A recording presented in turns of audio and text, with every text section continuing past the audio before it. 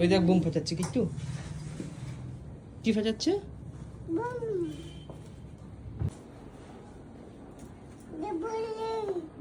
ওই দেখ কি বললো কিট্টু কি? দিওয়ালি। এটা কি?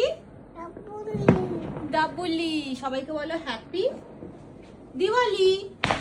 এই যে কিট্টু সবাইকে বলো হ্যাপি দিওয়ালি বলো।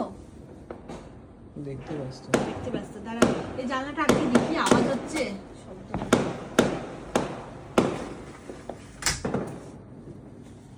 মানে এখন আমরা ছাদে গিয়ে মোমবাতি জ্বালাবো। তো আমরা রেডি দিওয়ালির ড্রেস পরে। আমার ড্রেসটা হচ্ছে সিটি স্টাইলের আর কিটা হচ্ছে ফ্লিপকার্টের। কিভাবে বোম ফাটে? শব্দবাজি ফুটুস ও বলে ফুটুস। যেভাবে শব্দবাজি ফাটানো হচ্ছে বাইরে হুটহাট করে, এতে কিট্টু ভয় পেয়ে যাচ্ছে। ও কি দেখেই যাচ্ছে কালারিং মোম গুলো। এই যে বাবার দিকে তাকাও, এদিকে তাকাও। এই হ্যাপি দিওয়ালি। চলো হাত দিও না।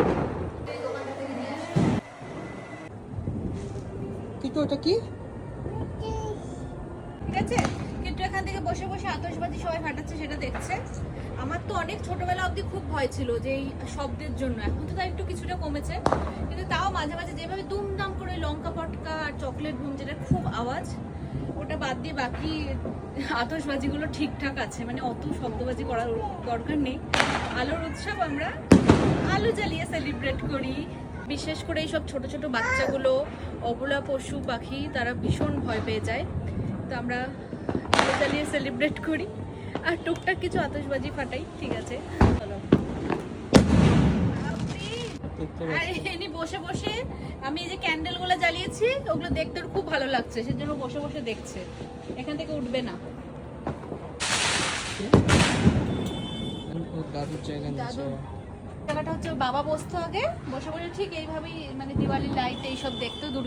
কিন্তু হচ্ছে দাদুর জায়গাটা নিয়ে ফেলেছে, ওখানে এসে বসে সবকিছু দেখছে। নামবে? চলো তাহলে এবার যাই নিচে গিয়ে আমরা জ্বালাই ক্যান্ডেল।